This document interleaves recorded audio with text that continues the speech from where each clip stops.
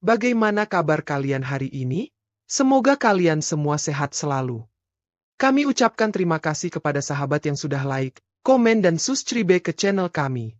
Kami doakan semoga kalian mendapatkan rizki yang barokah dan diberi kemudahan oleh Allah Subhanahu wa Ta'ala dalam menjalani kehidupan sehari-hari. Di video kali ini kami akan mengajak kalian untuk menyelami sebuah kisah yang mendebarkan tentang seorang TKW Arab Saudi asal Jawa Timur yang terkena hukuman cambuk karena dituduh berselingkuh dan berzina oleh majikan perempuannya. Anehnya, cambuk itu tidak sampai mengenai badannya. Namun, sebelum kita lanjutkan ceritanya, jangan lupa tulis di kolom komentar dari mana asal kalian. Selamat mendengarkan dan simak ceritanya sampai habis. Di sebuah desa kecil di Jawa Timur yang dikelilingi sawah luas dan hutan bambu, hiduplah seorang gadis bernama Juminten. Ia tumbuh di tengah keluarga sederhana. Ayahnya seorang buruh tani, sementara ibunya membuat kerupuk untuk dijual ke pasar. Tapi, ada satu hal yang membuat keluarga ini dikenal di kampung. Kakeknya, Mbah Karso. Mbah Karso bukan orang biasa. Di kampung, ia dianggap orang tua yang tahu banyak. Banyak orang datang ke rumahnya untuk meminta doa, petunjuk, atau bahkan jampi-jampi jika ada masalah. Entah kenapa, orang selalu percaya, kalau Mbah Karso ngomong sesuatu, itu pasti benar adanya. Juminten kecil sering duduk di sudut rumah, mendengarkan percakapan kakeknya dengan para tamu. Kadang, ia tak paham apa yang dibicarakan, tetapi ia selalu tertarik pada suasana penuh misteri itu. "Embok, kenapa sih banyak orang suka ke rumah Mbah?" tanya Juminten suatu malam kepada ibunya. Ibunya yang sedang menganyam tikar hanya tersenyum tipis. "Kakekmu itu orang tua pintar, Nak. Tapi, jangan banyak tanya. Nanti kalau sudah besar, kamu juga ngerti." Suatu hari, saat Juminten berusia 10 tahun, ia sedang bermain di kebun belakang rumah ketika tiba-tiba kakeknya memanggil. Suara seraknya terdengar tegas. "Ten, sini!" Juminten berlari kecil mendekati sang kakek. Di tangannya, Mbah Karso memegang tongkat kayu yang selalu menemani langkahnya. "Kamu tahu nggak, kenapa Mbah sering ngobrol sama orang-orang di depan?" tanya Mbah Karso sambil menatap tajam. Juminten menggeleng. Ia bingung kenapa pertanyaan itu tiba-tiba muncul. "Mbah ini sebenarnya juru kunci," lanjut Mbah Karso. "Tugas Mbah itu menjaga warisan leluhur. Ilmu ini turun-temurun. Dan sekarang, kamu yang akan Mbah ajari." Mendengar itu, Juminten terkejut. "Kenapa aku, Mbah? Kan ada Bapak." Mbah Karso tertawa pelan. "Bapakmu nggak punya bakat. Tapi kamu lain. Mbah bisa lihat dari caramu berbicara, caramu berjalan. Kamu itu punya jiwa penjaga. Nanti, kalau Mbah sudah nggak ada, kamu yang harus melanjutkan." Sejak hari itu, Mbah Karso mulai mengajarkan berbagai hal kepada Juminten. Mulai dari doa-doa, mantra, hingga cara berpuasa.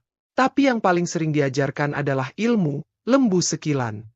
"Kamu tahu kenapa namanya lembu sekilan?" tanya Mbah Karso suatu malam, saat mereka duduk di beranda rumah. Juminten menggeleng. "Karena tubuhmu akan seperti lembu yang kebal. Kalau ada serangan, apapun itu, nggak bakal kena. Sekilan jaraknya, serangan itu akan terpental." Juminten menatap kakeknya dengan penuh rasa ingin tahu. "Benar bisa kayak gitu, Mbah?"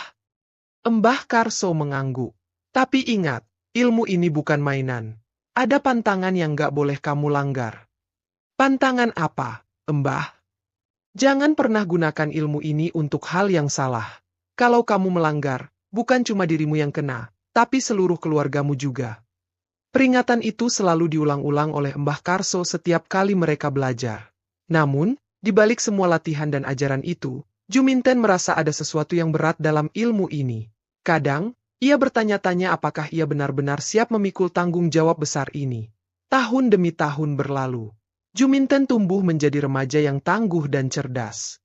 Namun, keluarga mereka tetap hidup dalam kesederhanaan. Suatu hari, Mbah Karso jatuh sakit. Tubuhnya yang biasanya kuat mulai melemah. "Ten, sini," panggilnya pelan. Juminten duduk di samping ranjang kakeknya. Wajahnya tampak cemas. "Mbah kayaknya nggak lama lagi," kata Mbah Karso. "Mbah, jangan ngomong gitu," balas Juminten sambil menahan air mata. "Tapi kamu harus dengar," lanjut Mbah Karso. "Ilmu lembu sekilan ini sekarang sepenuhnya milikmu. Mbah cuma titip satu hal, gunakan dengan benar. Jangan pernah melanggar pantangan." Juminten mengangguk pelan. Namun, Dalam hatinya, ia merasa takut. Ia tahu, dengan ilmu ini, ada tanggung jawab besar yang harus ia emban. Tak lama setelah itu, Mbah Karso meninggal dunia. Desa kecil itu kehilangan seorang penjaga tradisi, tetapi Juminten tahu, warisan itu kini ada di tangannya. Meski telah mewarisi ilmu itu, kehidupan Juminten tak banyak berubah. Ia tetap membantu orang tuanya bekerja di ladang. Namun, setelah beberapa tahun, keluarga mereka mengalami krisis keuangan. Hasil panen gagal, dan utang keluarga semakin menumpuk. Kita nggak bisa terus begini, kata ibunya suatu malam. Mungkin salah satu dari kita harus pergi merantau. Aku saja yang pergi, kata Juminten tanpa ragu. Kamu mau kemana? Tanya ayahnya. Katanya banyak pekerjaan di Arab. Banyak tetangga kita yang jadi TKW di sana. Aku bisa coba cari kerja di sana. Ayah dan ibunya awalnya ragu, tetapi melihat tekad Juminten, mereka akhirnya setuju. Sebelum pergi, Juminten berdiri di depan makam Mbah Karso. Dalam hati, ia berjanji, Mbah, aku akan menjaga ilmu ini seperti pesanmu. Aku pergi untuk membantu keluarga. Semoga aku selalu dalam lindunganmu. Dengan bekal doa dan keyakinan, Juminten meninggalkan desanya menuju negeri pasir yang jauh dan asing. Ia tak tahu, di sanalah hidupnya akan berubah sepenuhnya. Perjalanan Juminten menuju Arab Saudi bukanlah hal yang mudah. Untuk bisa bekerja sebagai TKW, ia harus melalui banyak tahapan. Mulai dari mendaftar di agen tenaga kerja, mengikuti pelatihan, hingga mengurus dokumen-dokumen resmi. Semua itu butuh biaya yang tidak sedikit, sehingga keluarga Juminten terpaksa meminjam uang ke salah satu rentenir di desa. Aku yakin bisa bayar lunas utang kita, Bu, kata Juminten meyakinkan ibunya sebelum berangkat. Asal aku kerja keras, semua pasti beres. Ibunya mengangguk pelan, meskipun hati kecilnya penuh kekhawatiran. Saat hari keberangkatan tiba, Juminten berpamitan dengan keluarganya. Dengan hanya membawa tas kecil berisi pakaian dan oleh-oleh sederhana, ia meninggalkan desanya menuju kota besar. Di sana, ia bergabung dengan puluhan perempuan lain yang juga hendak bekerja di luar negeri. Di tengah perjalanan, Juminten bertemu dengan seorang perempuan seusianya bernama Siti. Ini pertama kalinya kamu pergi ke luar negeri, tanya Siti sambil tersenyum. Iya, jawab Juminten. Kamu sendiri? Sama. Aku juga baru pertama. Deg-degan juga sih. Apalagi dengar cerita-cerita serem soal TKW di luar negeri. Memangnya ada cerita apa? Katanya banyak yang diperlakukan gak baik sama majikan. Ada yang disiksa, gak dibayar, bahkan ada yang... Siti menghentikan kalimatnya. Juminten hanya terdiam. Ia tak ingin pikiran buruk mengganggu niatnya. Setelah perjalanan panjang, Juminten akhirnya tiba di Arab Saudi. Udara panas dan suasana asing langsung menyambutnya. Bersama perempuan lain, ia dibawa ke sebuah kantor penyaluran tenaga kerja untuk menunggu dijemput oleh majikan masing-masing. Tenang saja, ini cuma sementara. Kalau sudah bertemu majikan, kamu akan tinggal di rumah mereka, kata seorang staf di kantor itu. Juminten mencoba menenangkan dirinya. Ia duduk di sudut ruangan bersama Siti, sambil memperhatikan perempuan lain yang tampak gelisah. Semoga kita dapat majikan yang baik ya, kata Siti. Amin, jawab Juminten sambil tersenyum kecil. Setelah menunggu beberapa jam, akhirnya giliran Juminten dipanggil. Seorang pria tinggi berjubah putih datang menjemputnya. Ia memperkenalkan diri sebagai Ali, kepala keluarga yang akan mempekerjakannya. Kamu ikut saya, kata Ali dalam bahasa Indonesia yang terpatah-patah. Juminten mengangguk dan mengikuti pria itu menuju mobil mewah yang terparkir di luar. Perjalanan menuju rumah majikan terasa sunyi. Ali tidak banyak bicara, dan Juminten hanya bisa melihat pemandangan gurun pasir yang membentang di sepanjang jalan. Setelah sekitar 1 jam perjalanan, mereka tiba di sebuah rumah besar berwarna krem dengan pagar tinggi. Rumah itu jauh berbeda dari rumah-rumah di desanya. Di dalamnya, semua serba mewah, lantai marmer, lampu kristal, dan perabotan mahal. Kamu mulai kerja besok pagi, kata Ali. Tugasmu adalah membersihkan rumah, mencuci pakaian, dan membantu istri saya di dapur. Baik, Pak, jawab Juminten sopan. Hari-hari pertama bekerja terasa berat bagi Juminten. Istri Ali, seorang wanita angku bernama Salma, selalu memberikan banyak tugas dan sering memarahinya karena hal-hal kecil. Kenapa lantainya masih kotor? Bersihkan lagi, bentak Salma suatu pagi. Juminten hanya bisa mengangguk dan menunduk. Ia tahu, sebagai pekerja asing, ia tidak punya banyak pilihan. Namun, yang membuatnya merasa aneh adalah sikap Ali. Berbeda dengan istrinya, Ali sering bersikap baik padanya. Bahkan, ia sering memberi perhatian yang menurut Juminten terasa tidak wajar. "Kamu pasti capek," kata Ali suatu malam saat Juminten sedang mencuci piring di dapur. "Kalau ada apa-apa, bilang saja ke saya." "Terima kasih, Pak," jawab Juminten tanpa banyak bicara. Awalnya, Juminten berpikir Ali hanya bersikap ramah. Namun, semakin lama, sikap pria itu semakin membuatnya tidak nyaman. Ali sering mencari alasan untuk berbicara dengannya, bahkan saat istrinya tidak ada di rumah.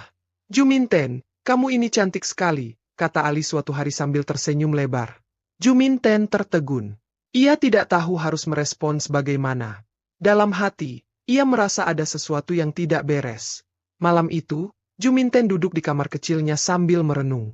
Ia merasa ada bahaya yang mengintai, tetapi ia tidak tahu apa yang harus dilakukan. Ia mengingat pesan Mbah Karso, "Gunakan ilmu lembu sekilan hanya untuk perlindungan.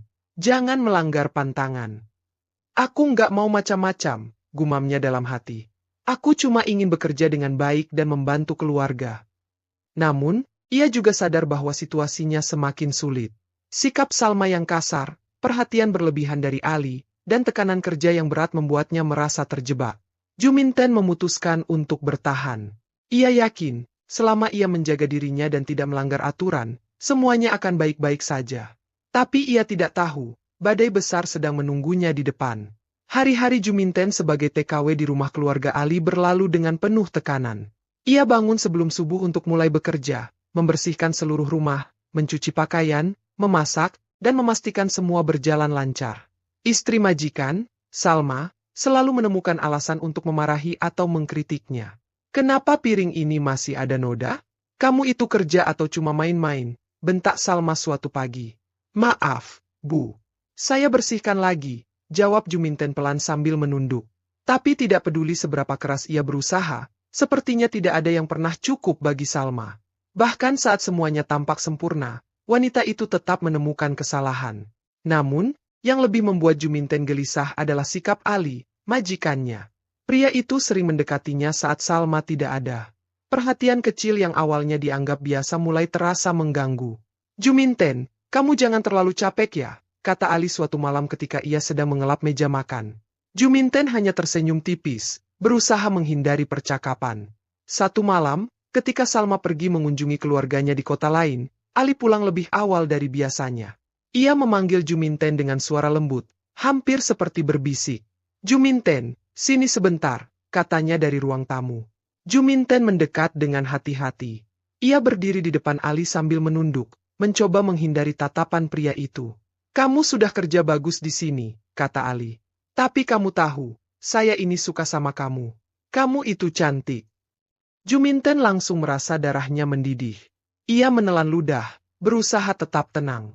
"Maaf, Pak. Saya cuma mau kerja di sini," jawabnya cepat. Ali tersenyum kecil, tetapi tatapannya semakin menekan. "Saya tahu kamu perempuan baik, tapi kamu juga manusia. Kita ini kan sama-sama butuh perhatian." "Mohon maaf, Pak. Saya harus kembali ke dapur," kata Juminten sambil membalikan badan dan berjalan pergi.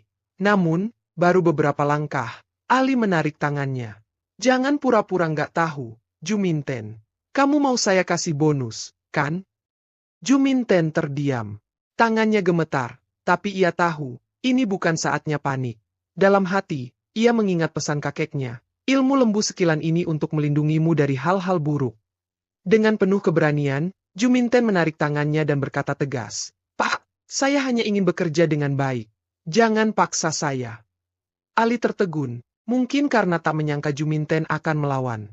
Ia melepaskan tangan Juminten, tapi dari tatapannya, jelas bahwa masalah ini belum selesai. Setelah malam itu, sikap Ali menjadi lebih agresif. Ia sering mencari cara untuk berbicara dengan Juminten, bahkan di tengah malam. Sementara itu, Salma semakin memperlakukan Juminten dengan buruk, seolah mencium gelagat aneh dari suaminya. "Dasar pembantu kampung. Kalau kamu bikin masalah, saya kirim kamu balik ke Indonesia tanpa gaji," bentak Salma suatu siang. Ancaman itu membuat Juminten semakin tertekan. Namun, ia tidak pernah berpikir untuk menggunakan ilmunya secara sembarangan. Baginya, Ilmu itu hanya jalan terakhir jika keadaan benar-benar membahayakan nyawanya. Pada suatu malam yang sepi, Juminten sedang beristirahat di kamarnya ketika pintu tiba-tiba terbuka. Ali berdiri di sana, dengan senyuman yang membuat Juminten merinding. Kamu nggak bisa terus-terusan menghindar, Juminten, katanya sambil melangkah masuk. Pak, keluar dari kamar saya, teriak Juminten. Namun, Ali tidak peduli. Ia mendekat dengan perlahan, membuat Juminten semakin terpojok. Dalam situasi itu, Juminten tahu ia tidak punya pilihan lain. Ia menutup matanya, merapalkan doa yang diajarkan oleh Mbah Karso. Suaranya pelan, tetapi penuh keyakinan. Tiba-tiba, tubuh Ali terpental ke belakang, seperti ada kekuatan tak terlihat yang mendorongnya. Pria itu jatuh ke lantai dengan wajah penuh kebingungan. Apa yang kamu lakukan? Teriak Ali sambil mencoba berdiri. Juminten tidak menjawab. Ia hanya menatapnya dengan dingin, matanya penuh ketegasan. Ali akhirnya pergi meninggalkan kamar, tetapi malam itu menjadi titik balik bagi Juminten. Ia tahu, ilmu, lembu sekilan, benar-benar melindunginya, tetapi ia juga sadar bahwa masalah ini belum selesai. Keesokan paginya, Salma tampak lebih kasar dari biasanya. Ia membanting piring, memaki-maki Juminten tanpa alasan yang jelas. Rupanya, Ali telah menceritakan kejadian semalam kepada istrinya, tetapi memutarbalikkan fakta. Kamu ini perempuan gak tahu diri, bentak Salma. Saya kasih makan, kasih tempat tinggal, tapi kamu malah goda suami saya.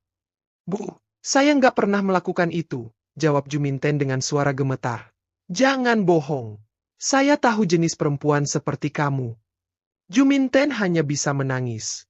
Ia tahu, apapun yang ia katakan tidak akan mengubah pikiran Salma.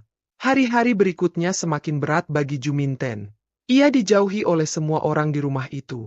Bahkan, ia mendengar bahwa Ali sedang merencanakan sesuatu yang lebih buruk untuknya. Namun, di tengah tekanan itu, Juminten tetap berpegang pada pesan kakeknya. Ia yakin, selama ia tidak melanggar pantangan dan tetap menjaga diri, ilmu, lembu sekilan, akan melindunginya dari segala bahaya. Aku cuma ingin bertahan di sini sampai utang keluargaku lunas, gumamnya dalam hati. Tapi ia tidak tahu, badai besar yang sebenarnya masih menunggunya. Pagi itu, rumah keluarga Ali terasa lebih sunyi dari biasanya. Salma baru saja pergi ke rumah orang tuanya untuk beberapa hari. Sejak kepergiannya, suasana menjadi sedikit lebih tenang untuk Juminten. Namun, ia tahu, kehadiran Ali membuat situasinya tetap tak aman. Juminten tetap menjalankan pekerjaannya seperti biasa. Membersihkan rumah, mencuci pakaian, dan memasak. Ia berharap hari itu akan berjalan tanpa masalah. Tapi siang menjelang, Ali muncul di dapur dengan sikap yang berbeda dari biasanya. Juminten, panggilnya sambil melipat lengan baju. Kita cuma berdua di rumah hari ini. Kamu pasti kesepian, kan? Juminten menghentikan aktivitasnya sejenak, lalu menjawab, Maaf, Pak. Saya sedang banyak pekerjaan. Ali tersenyum, tapi senyumnya membuat Juminten merasa terancam. Kamu ini terlalu serius. Santai sedikit, dong, katanya sambil mendekat. Juminten langsung menjauh. Pak, tolong jangan seperti ini. Saya cuma ingin bekerja dengan tenang. Tapi Ali tak peduli. Pria itu semakin mendekat, hingga akhirnya mencoba menyentuh bahu Juminten. Saat itulah, insting Juminten mengambil alih. Ia merapalkan mantra lembu sekilan dalam hati, dan seketika, tangan Ali terpental sebelum menyentuhnya. Apa-apaan ini? Seru Ali, terkejut. Ia melihat ke arah tangannya yang seperti terkena arus listrik. Pak, saya mohon, jangan macam-macam, kata Juminten dengan suara tegas. Ali menatapnya tajam, tetapi kali ini ia mundur. Namun, amarahnya sudah tak terbendung. Dalam pikirannya, ia merasa harga dirinya dihina oleh seorang pembantu. Malam itu, Ali memutuskan untuk melakukan sesuatu yang keji. Ia menghubungi seorang kenalannya, seorang petugas keamanan lokal yang biasa menerima uang tambahan untuk menutup mata terhadap masalah tertentu. Kita punya masalah, kata Ali di telepon. Ada perempuan di rumah saya yang melakukan sesuatu yang tidak pantas. Saya butuh kamu untuk menangani ini. Apa masalahnya? Tanya suara di ujung telepon. Dia mencoba menggoda saya. Ini tidak bisa dibiarkan. Keesokan harinya, Juminten dikejutkan oleh kedatangan dua pria berseragam di rumah itu. Ali memanggilnya ke ruang tamu dengan nada penuh otoritas. Juminten, kamu tahu kenapa mereka ada di sini? Tanya Ali dengan nada dingin. Juminten menggeleng. Tidak, Pak. Kamu telah melakukan perbuatan tidak pantas di rumah ini. Kamu mencoba menggoda saya, dan saya tidak bisa membiarkan itu. Darah Juminten langsung berdesir. Pak, itu tidak benar. Saya tidak pernah melakukan itu. Ali mengangkat tangannya, memberi isyarat agar Juminten diam. Saya punya bukti. Kamu pikir saya tidak tahu apa yang kamu lakukan setiap malam? Para petugas itu menatap Juminten dengan tatapan tajam. Salah satu dari mereka berbicara, perempuan seperti kamu bisa dihukum cambuk jika terbukti bersalah. Juminten panik. Ia mencoba membela diri, tetapi suaranya tenggelam di tengah tuduhan Ali yang terus berbicara. Tak lama setelah itu, Juminten dibawa ke kantor polisi setempat. Di sana, ia harus menghadapi interogasi panjang. Meski ia terus menyangkal tuduhan tersebut, posisi Juminten sebagai pekerja asing membuat suaranya tidak didengar. Kamu tidak punya bukti untuk membela diri, kata salah satu petugas. Majikanmu adalah orang yang terhormat. Kami lebih percaya padanya. Hati Juminten hancur. Ia tahu bahwa ia tidak bersalah, tetapi tidak ada yang percaya padanya. Beberapa hari kemudian, keputusan pengadilan keluar. Juminten dinyatakan bersalah karena melakukan perbuatan zina dengan Ali. Hukuman yang dijatuhkan kepadanya adalah cambuk sebanyak 40 kali di depan umum. Kalian salah. Saya tidak bersalah, teriak Juminten saat mendengar putusan itu. Tapi tidak ada yang peduli. Ia hanya dianggap sebagai pembantu yang tidak tahu diri. Hari eksekusi tiba. Juminten dibawa ke sebuah lapangan terbuka di tengah kota. Orang-orang berkerumun untuk menyaksikan hukuman itu. Di tengah rasa takut dan amarah, Juminten berdiri di sana dengan tangan terikat. Dalam hatinya, ia merapalkan doa yang diajarkan Mbah Karso. Lembu sekilan, lindungi aku. Aku tidak bersalah. Ketika Algojo mengangkat cambuknya, Juminten menutup mata. Cambuk itu melayang dengan keras, tetapi tidak pernah menyentuh tubuhnya. Orang-orang yang menonton langsung terkejut. Mereka melihat cambuk itu berhenti beberapa sentimeter dari tubuh Juminten, seolah ada dinding tak terlihat yang melindunginya. Apa ini? Teriak Algojo dengan wajah bingung. Mereka mencoba lagi, tetapi hasilnya sama. Cambuk itu terpental, bahkan sebelum menyentuh kulit Juminten. Kerumunan mulai bergumam. Sebagian besar orang merasa ketakutan, menganggap Juminten memiliki kekuatan gaib. Bahkan para petugas pun mundur dengan wajah penuh kebingungan. Di tengah kekacauan itu, Juminten berdiri dengan tenang. Ia tahu, ilmu lembu sekilan telah melindunginya. Namun, ia juga sadar bahwa ia tidak bisa tinggal di sana lebih lama. Hari itu, keajaiban yang terjadi membuka mata banyak orang. Ali dan keluarganya kehilangan muka, sementara Juminten akhirnya dibebaskan. Namun, harga yang harus ia bayar adalah pulang ke tanah air tanpa membawa apa-apa kecuali cerita panjang tentang perjuangannya. Setelah kejadian di lapangan eksekusi, Juminten resmi dibebaskan oleh otoritas setempat. Namun, pembebasan itu bukanlah tanda bahwa segalanya menjadi lebih baik. Nama baiknya sudah tercemar, dan ia dianggap sebagai pembawa aib di lingkungan tempat ia bekerja. Ali dan keluarganya tetap berusaha menutupi rasa malu mereka dengan menyebarkan cerita palsu, bahwa Juminten adalah penyebab masalah di rumah mereka. Di satu sisi, Juminten merasa lega bisa keluar dari situasi itu. Di sisi lain, ia merasa kecewa dan hancur karena harus pulang ke Indonesia tanpa membawa hasil apapun untuk keluarganya. Hari kepulangan itu tiba. Dengan hanya membawa satu tas kecil yang berisi pakaian seadanya, Juminten melangkah keluar dari bandara di Surabaya. Udara di tanah air terasa begitu berbeda dibandingkan dengan panasnya gurun pasir di Arab. Tapi hati Juminten tetap berat. Di luar bandara, ia melihat wajah ibunya yang penuh kerinduan. Wanita tua itu berdiri di tengah keramaian, melambai ke arah Juminten sambil menahan air mata. Juminten, nah, panggil ibunya sambil memeluk erat. Ibu.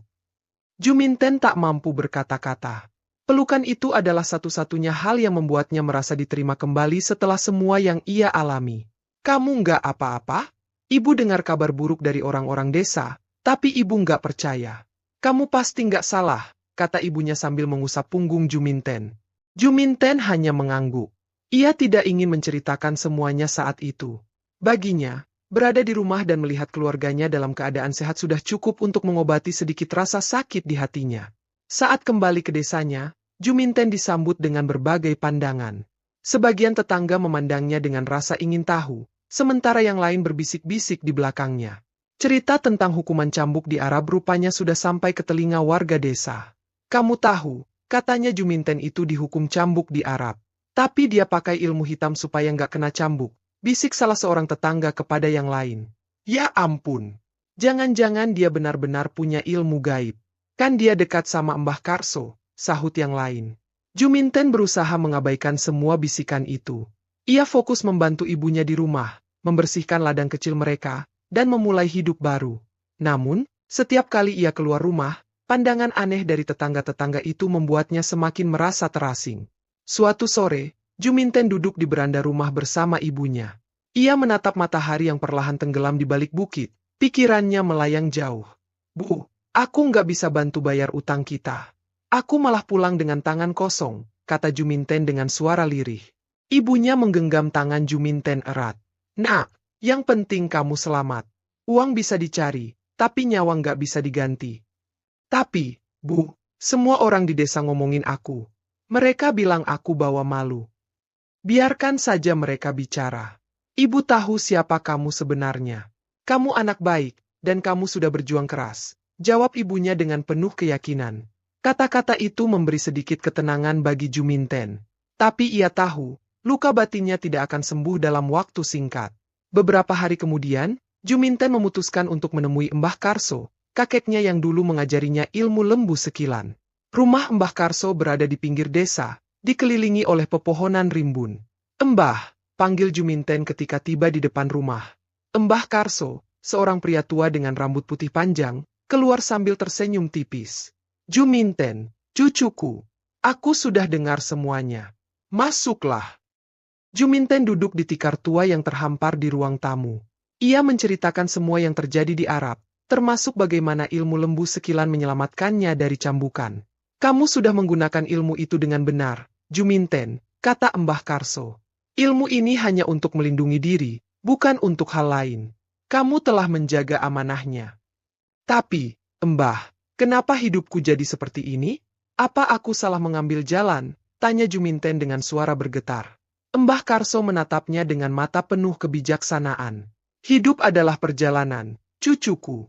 Kadang, jalan yang kita pilih penuh duri dan kerikil. Tapi ingatlah, setiap luka yang kamu dapatkan akan membuatmu lebih kuat. Juminten mengangguk pelan. Kata-kata Mbah Karso membuatnya merasa sedikit lebih ringan. Hari-hari berikutnya, Juminten mulai mencoba bangkit. Ia memutuskan untuk membuka usaha kecil-kecilan di desanya, menjual makanan ringan dan hasil kebun. Meski awalnya sulit, lambat laun usaha itu mulai berkembang. Ia juga belajar untuk tidak terlalu peduli dengan apa yang orang lain katakan. Ketika suatu hari seorang tetangga bertanya tentang ilmu gaib yang ia gunakan, Juminten hanya tersenyum dan berkata, "Yang penting, saya masih hidup dan bisa membantu keluarga saya. Itu saja cukup." Perjalanan hidup Juminten mengajarkan banyak hal kepadanya. Meski sempat terjatuh, ia menemukan cara untuk bangkit dan melanjutkan hidup. Keberanian, kesabaran, dan keyakinannya pada ajaran leluhur menjadi kekuatannya untuk menghadapi segala rintangan. Ia sadar, luka yang ia bawa dari negeri pasir itu tidak akan hilang begitu saja. Tapi ia juga tahu, setiap luka adalah bagian dari perjalanan yang membentuk dirinya menjadi lebih kuat. Setelah beberapa bulan kembali ke desanya, kehidupan Juminten mulai stabil. Usaha kecil-kecilannya berkembang dengan baik. Ia menjual hasil kebun, camilan tradisional, dan sesekali membantu tetangga yang membutuhkan jasa memasak untuk hajatan. Namun, ketenangan itu ternyata hanya bersifat sementara. Bisikan dan gosip tentang dirinya belum sepenuhnya mereda. Tetangga-tetangga yang dulu iri karena Juminten pernah bekerja di luar negeri terus menyebarkan fitnah. Kamu tahu kan, Juminten itu pasti pakai dukun buat meloloskan diri di Arab. Kalau enggak, mana mungkin dia selamat dari cambukan, kata salah seorang tetangga kepada yang lain. Aku dengar dia punya ilmu hitam dari kakeknya, Mbah Karso, sahut yang lain. Gosip itu mulai memengaruhi pelanggan Juminten. Beberapa orang yang dulu sering membeli dagangannya tiba-tiba menjauh. Mereka takut, kena sial, karena berurusan dengan seseorang yang dianggap memiliki ilmu gaib. Suatu siang, ketika Juminten sedang duduk di depan rumah, seorang tetangga bernama Buati datang menghampiri. Buati dikenal sebagai orang yang sering menyebarkan gosip di desa. Juminten, aku mau tanya sesuatu, katanya dengan nada sedikit mencemooh. Ya, Buati. Ada apa? jawab Juminten sambil berusaha tetap tenang.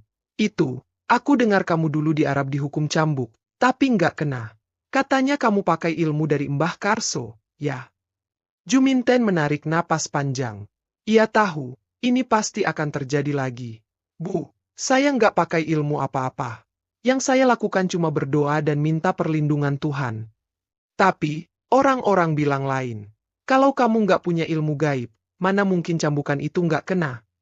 Buati terus mendesak. Juminten tersenyum tipis. Buati, kalau saya memang punya ilmu, apa Buati nggak takut kena imbasnya kalau terus menuduh saya yang macam-macam? Wajah Buati langsung berubah. Ia mundur perlahan, lalu pergi tanpa berkata apa-apa lagi. Meski Juminten berusaha tetap tenang, tekanan dari lingkungan mulai membuatnya lelah. Ia merasa seperti hidup dalam bayang-bayang masa lalunya. Mbah Karso bilang aku harus kuat, tapi sampai kapan aku bisa bertahan, gumamnya suatu malam. Ibunya, yang mendengar keluhan itu, mencoba menenangkannya. Nak, kamu nggak usah terlalu peduli sama omongan orang. Mereka cuma iri karena kamu berani pergi jauh dan menghadapi sesuatu yang mereka nggak pernah bayangkan. Tapi, Bu, gosip ini memengaruhi hidup kita. Dagangan aku mulai sepi. Orang-orang nggak percaya sama aku lagi, jawab Juminten dengan mata berkaca-kaca. Percaya saja, nak. Kebenaran itu nggak bisa disembunyikan selamanya. Orang yang terus memfitnah kamu, nanti akan dapat balasannya sendiri, kata ibunya. Hari-hari berlalu, dan gosip tentang Juminten semakin memanas. Bahkan, ada orang yang datang ke rumah Mbah Karso untuk meminta penjelasan. Mbah Karso, betul ya cucu Mbah punya ilmu hitam? Itu kan gak baik untuk desa kita, kata salah seorang warga. Mbah Karso, yang selama ini jarang bicara, menjawab dengan suara tenang. Ilmu yang diajarkan di keluarga kami adalah ilmu untuk melindungi, bukan untuk menyakiti. Kalau cucu saya selamat, itu karena dia menjaga dirinya dengan baik, bukan karena ilmu gaib. Tapi orang-orang tetap saja tidak percaya. Mereka merasa Mbah Karso hanya mencoba melindungi cucunya. Suatu hari, seorang pria dari desa sebelah datang ke rumah Juminten. Namanya Pak Yadi, seorang petani yang pernah mendengar tentang kejadian Juminten di Arab. Juminten, saya dengar cerita tentang kamu. Saya nggak percaya sama gosip yang beredar, kata Pak Yadi saat membeli beberapa hasil kebun. Terima kasih, Pak. Kalau Bapak masih percaya sama saya, jawab Juminten sambil tersenyum lemah. Pak Yadi mengangguk. Orang-orang di desa ini terlalu suka mencampuri urusan orang lain. Kalau kamu butuh bantuan, bilang saja. Saya tahu kamu orang baik. Kata-kata Pak Yadi memberi sedikit harapan bagi Juminten. Meski hanya segelintir orang yang mendukungnya, itu sudah cukup untuk membuatnya merasa tidak sendirian. Namun, masalah semakin memuncak ketika ada isu bahwa beberapa warga desa mulai merasa diganggu secara gaib. Mereka mengaitkannya dengan kehadiran Juminten. Sejak Juminten pulang, ayam-ayamku sering mati mendadak, kata salah seorang warga. Ya, anakku juga sering sakit-sakitan.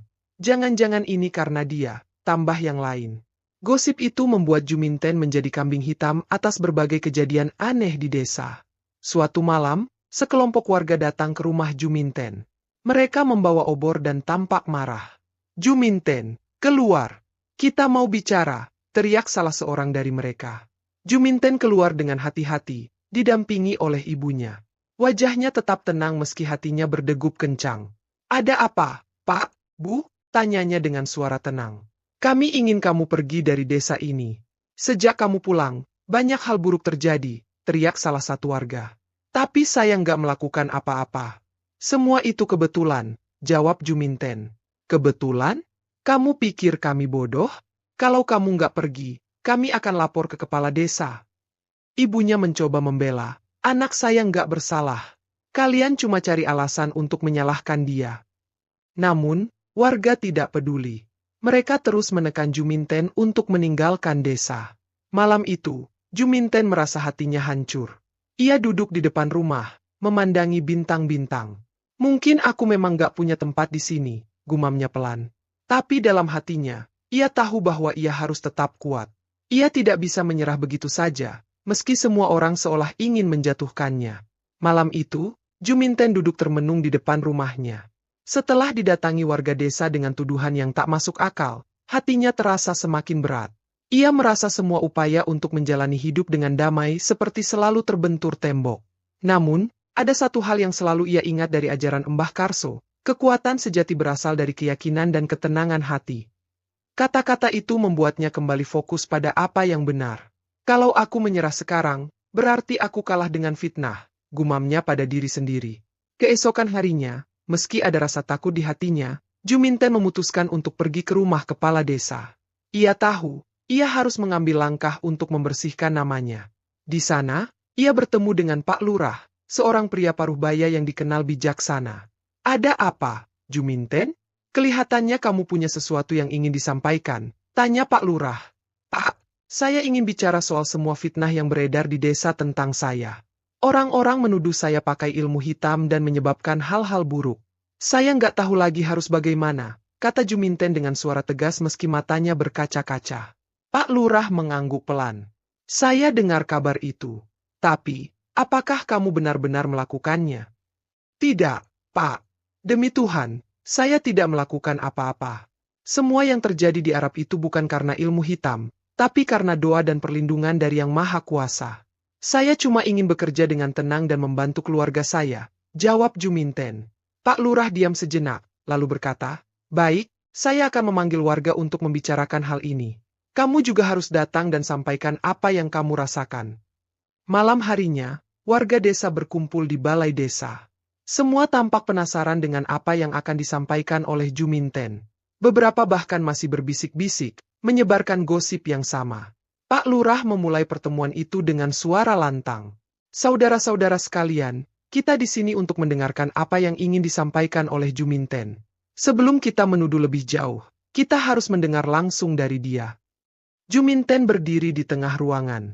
Tatapan tajam dan penuh curiga dari para tetangganya membuatnya sedikit gemetar. Tapi ia tahu, ini adalah saatnya untuk membela diri. Bapak-bapak, ibu-ibu, saya tahu banyak yang tidak suka dengan saya sejak saya pulang dari Arab. Saya tahu kalian mendengar cerita-cerita yang tidak benar tentang saya, katanya memulai. Tapi saya di sini ingin mengatakan satu hal, saya tidak bersalah. Saya tidak pernah menggunakan ilmu hitam atau ilmu apapun untuk menyakiti orang lain. Apa yang terjadi di Arab adalah karena perlindungan Tuhan. Cambuk itu tidak mengenai saya bukan karena ilmu gaib, tapi karena keajaiban yang diberikan oleh Tuhan kepada orang yang tidak bersalah. Ruangan menjadi hening. Beberapa warga tampak mulai ragu dengan tuduhan mereka. Saya bekerja di Arab dengan niat baik, tapi yang saya dapatkan adalah fitnah dan penghinaan. Ketika saya pulang ke desa ini, saya berharap bisa menjalani hidup dengan tenang. Tapi apa yang saya dapatkan? Tuduhan yang sama sekali tidak berdasar. Kalau saya memang jahat, kenapa saya tidak pernah menyakiti kalian? Lanjut Juminten. Salah seorang warga, Buati, mencoba menyela. Tapi kenapa banyak hal buruk terjadi sejak kamu pulang? Juminten menatap Buati dengan mata tajam. Buati, apakah saya yang menyebabkan ayahmu mati? Apakah saya yang membuat anakmu sakit? Semua itu adalah ujian dari Tuhan, bukan karena saya. Pak Lurah mengangkat tangan, meminta semua orang untuk tenang. Baik, kita sudah mendengar dari Juminten. Sekarang, saya ingin bertanya kepada kalian semua. Adakah bukti nyata bahwa Juminten melakukan hal-hal yang dituduhkan? Tidak ada yang menjawab. Warga hanya saling berpandangan. Kalau tidak ada bukti, maka kita tidak punya hak untuk menuduhnya. Sebagai kepala desa, saya tidak akan membiarkan seseorang diasingkan hanya karena gosip. Juminten adalah bagian dari desa ini, dan kita harus mendukungnya, kata Pak Lurah tegas. Setelah pertemuan itu, gosip tentang Juminten perlahan mulai mereda. Beberapa warga yang sebelumnya ikut menyebarkan fitnah bahkan mulai meminta maaf kepadanya. Maafkan kami, Juminten. Kami terlalu cepat menilai, kata Buati suatu hari. Saya sudah memaafkan, Bu. Saya cuma ingin hidup tenang, jawab Juminten dengan senyuman kecil. Dalam beberapa bulan, usaha Juminten kembali berkembang. Ia juga mulai lebih aktif dalam kegiatan desa, menunjukkan bahwa ia tidak memiliki dendam kepada siapapun. Keberaniannya menghadapi fitnah dan tekadnya untuk bangkit membuat banyak orang akhirnya menghormatinya. Suatu sore, ketika sedang bekerja di kebunnya, Juminten berkata pada dirinya sendiri, "Aku tidak akan pernah menyerah. Seberat apapun hidup ini, aku akan terus melangkah." Dan di saat itulah, ia merasa bahwa ketenangan sejati akhirnya mulai menghampiri hidupnya. Waktu berlalu, dan kehidupan Juminten semakin stabil. Meskipun awalnya desa penuh dengan desas-desus dan fitnah, Kini ia mulai merasakan perubahan. Perlahan, ia kembali diterima oleh banyak orang. Keberanian dan keteguhannya dalam menghadapi tuduhan dan cobaan hidup telah memberi dampak positif, baik pada dirinya sendiri maupun orang lain di sekitar desa. Juminten tidak lagi menjadi bahan gosip atau bisikan di antara warga. Kini, ia lebih banyak dihormati dan menjadi contoh bagi banyak orang, terutama generasi muda yang mengaguminya. Meskipun usahanya tidak selalu mulus, tetapi dia telah menunjukkan bahwa dengan kesabaran dan kepercayaan diri, seseorang bisa bangkit dari segala rintangan. Suatu pagi, saat Juminten sedang berjalan menuju pasar dengan keranjang di tangannya, ia bertemu dengan seorang gadis muda bernama Siti. Siti adalah salah satu anak muda yang sempat ikut menyebarkan gosip tentang dirinya beberapa bulan lalu. Namun, kali ini, Siti tampak berbeda. "Saya ingin minta maaf, Juminten," kata Siti, dengan suara pelan. "Dulu saya ikut-ikutan mendengarkan cerita-cerita buruk tentang kamu, tapi setelah saya mendengar cerita langsung dari mulutmu, saya merasa malu. Saya sadar, saya nggak seharusnya ikut menilai tanpa tahu apa yang sebenarnya." Juminten tersenyum lembut. "Tidak apa-apa, Siti. Semua orang pasti punya kesalahan. Yang penting adalah kita belajar dari itu." "Benar. Saya benar-benar kagum dengan keteguhan hati dan keberanian kamu. Saya ingin seperti kamu, bisa tetap tenang meski dihujani berbagai masalah." Juminten menepuk bahu Siti dengan ramah. "Siti, ingatlah bahwa yang terpenting adalah selalu percaya pada diri sendiri. Apapun yang orang katakan, kamu harus tahu siapa dirimu. Hidup nggak selalu adil, tapi kamu bisa memilih bagaimana merespon setiap tantangan." Perlahan, Juminten semakin dikenal sebagai sosok yang kuat dan penuh pengertian. Ia menjadi seorang ibu bagi banyak anak muda yang mencari arah hidup dan sebuah panutan bagi mereka yang merasa tertekan oleh lingkungan. Di tengah desanya yang awalnya penuh dengan gosip dan ketidakpercayaan terhadap dirinya, Juminten berhasil mengubah pandangan mereka dengan kebijaksanaan dan sikap rendah hati. Suatu hari, di sebuah acara desa, Pak Lurah meminta Juminten untuk berbicara kepada sekelompok pemuda yang sedang menghadapi kesulitan hidup dan keraguan diri. "Juminten, saya ingin kamu berbagi pengalamanmu dengan anak-anak muda ini. Mereka butuh mendengar kisahmu," kata Pak Lurah dengan penuh rasa hormat. Juminten pun berdiri di depan mereka, menatap sekeliling. Beberapa wajah tampak bingung dan ragu, mungkin masih sulit menerima kenyataan tentang perjalanan hidupnya yang penuh liku. Namun, ia tahu inilah saat yang tepat untuk berbagi.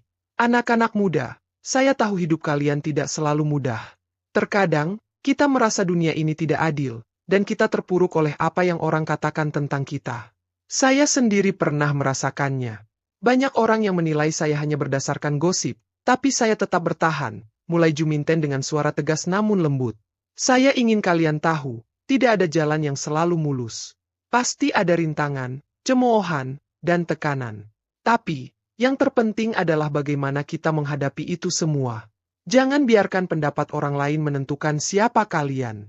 Kalian yang memegang kendali atas hidup kalian." Lanjutnya, beberapa pemuda mulai mendengarkan dengan seksama. Salah satunya, seorang pemuda bernama Andi, bertanya, "Tapi, bagaimana kalau kita merasa terlalu lelah untuk bertahan?" Juminten tersenyum. "Saya juga pernah merasa lelah. Tetapi, saya selalu mengingat bahwa setiap cobaan itu ada ujungnya. Jika kita bertahan, kita akan keluar lebih kuat.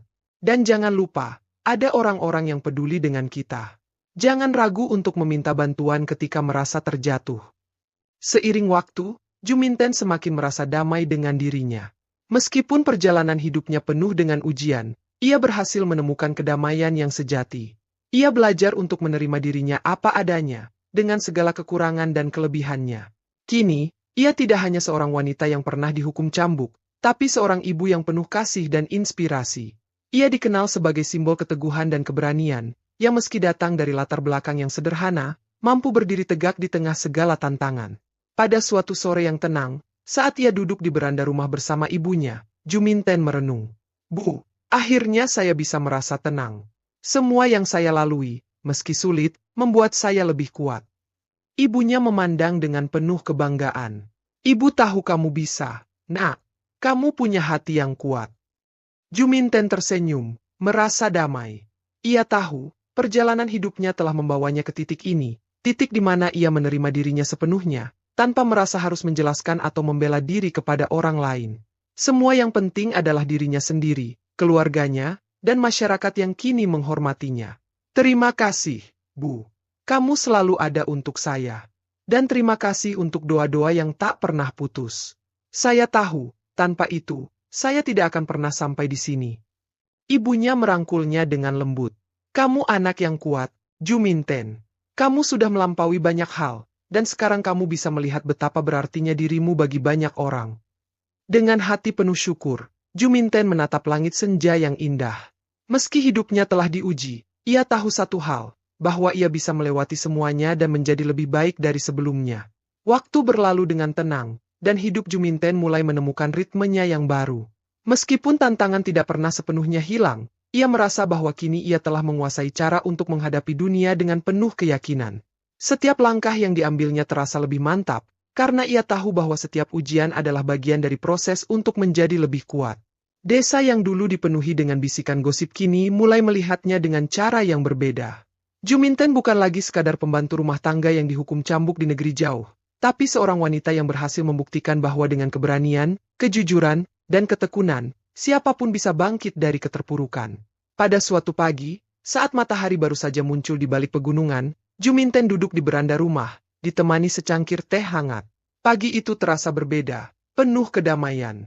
Ia memandang kebun yang ia rawat dengan penuh cinta, dan merasakan betapa banyaknya perubahan yang telah terjadi dalam hidupnya. Ia kini tak hanya dianggap sebagai seorang pejuang, tetapi juga seorang guru hidup bagi banyak orang di sekitarnya. Pada saat itu, anak perempuan dari tetangga dekat, Siti, datang mendekat.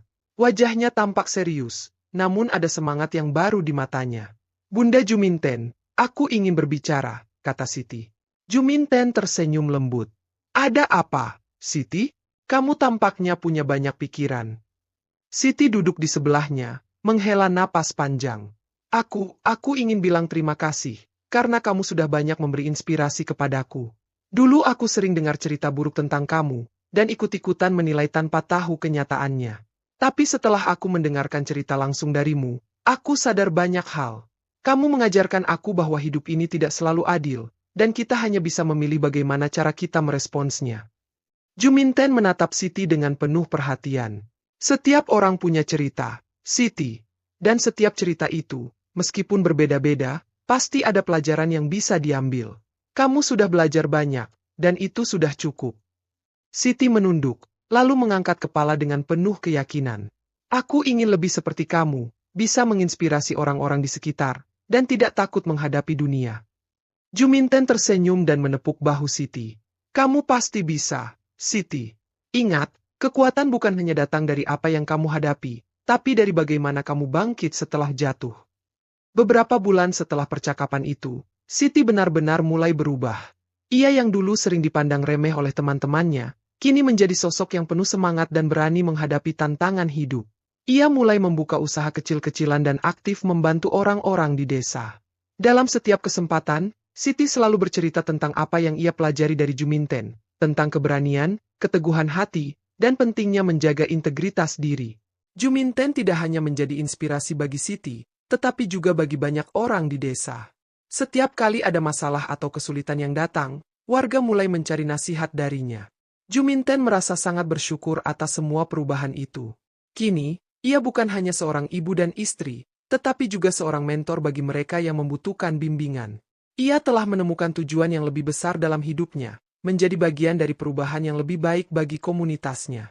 Pada suatu hari yang cerah, Juminten duduk bersama suaminya, Joko, di bawah pohon besar di halaman rumah. Mereka berdua menikmati kedamaian yang sudah lama mereka dambakan. Joko menatap istrinya dengan penuh kebanggaan. Kamu sudah jauh sekali, sayang, kata Joko sambil tersenyum. Dulu, aku khawatir dengan apa yang terjadi di Arab, tapi sekarang, aku bisa melihat kamu telah tumbuh menjadi sosok yang luar biasa. Juminten menggenggam tangan Joko dengan lembut. Kita telah melewati banyak hal bersama, Joko. Aku nggak pernah bisa sampai di sini tanpa dukunganmu. Semua yang aku lakukan juga untuk kita, untuk anak-anak kita. Joko mengangguk, matanya penuh haru. Kamu telah mengajarkan aku, dan semua orang di desa ini, tentang kekuatan sejati. Bukan dari ilmu gaib atau keberuntungan, tapi dari keteguhan hati dan keberanian untuk terus berjalan. Mereka berdua terdiam, menikmati momen kebersamaan yang begitu berharga. Beberapa tahun kemudian, saat Juminten sudah lebih berusia, ia duduk di kursi goyang di depan rumah bersama anak-anak dan cucunya. Desa yang dulu penuh dengan gosip kini menjadi tempat yang lebih damai. Banyak orang yang datang untuk meminta nasihat kepadanya, dan Juminten dengan penuh kasih selalu siap memberikan bantuan. Pada suatu sore yang tenang, Siti, yang kini telah menjadi seorang ibu dan pengusaha sukses, datang mengunjungi Juminten. "Bunda, aku ingin mengucapkan terima kasih sekali lagi. Semua yang aku miliki sekarang, tak lepas dari apa yang kamu ajarkan. Kamu adalah guru hidup yang luar biasa." Juminten tersenyum hangat. "Aku hanya berbagi apa yang aku tahu, Siti. Kekuatan ada dalam diri kita semua. Tugas kita adalah menemukannya dan menggunakannya dengan bijak." Siti memeluk Juminten dengan penuh rasa terima kasih. "Kamu telah meninggalkan warisan yang tidak hanya berharga bagi aku, tetapi bagi seluruh desa ini." Juminten menatap langit yang mulai berubah warna, memandang matahari yang hampir terbenam. Di dalam hatinya, ia merasa damai. Ia tahu, meskipun perjalanan hidupnya penuh liku dan cobaan, ia telah meninggalkan warisan yang lebih berharga daripada harta. Ia telah mengajarkan banyak orang untuk tetap teguh dan berani menghadapi tantangan, untuk selalu percaya bahwa hidup bisa berubah lebih baik, asalkan kita berusaha dengan hati yang tulus. Dengan senyum di wajah, ia menghadap keluarga dan sahabat-sahabat yang hadir di sekitarnya. Ini adalah warisan sejati. Keteguhan hati dan cinta kasih adalah hal yang paling penting dalam hidup. Dan dengan itu, hidup Juminten, yang dimulai dengan perjuangan dan cobaan, berakhir dengan sebuah kedamaian yang langgeng. Juminten bukan hanya sekadar nama dalam sebuah cerita. Ia adalah simbol dari setiap orang yang berani bangkit dari keterpurukan, yang meski dihancurkan oleh dunia, mampu menemukan kekuatan untuk kembali berdiri. Warisannya, tentang keberanian, kejujuran, dan keteguhan hati, akan terus hidup, memberi inspirasi bagi mereka yang datang setelahnya. Dan di tengah kesulitan hidup, siapapun bisa menemukan jalan menuju kedamaian jika mereka punya keyakinan dan hati yang tulus.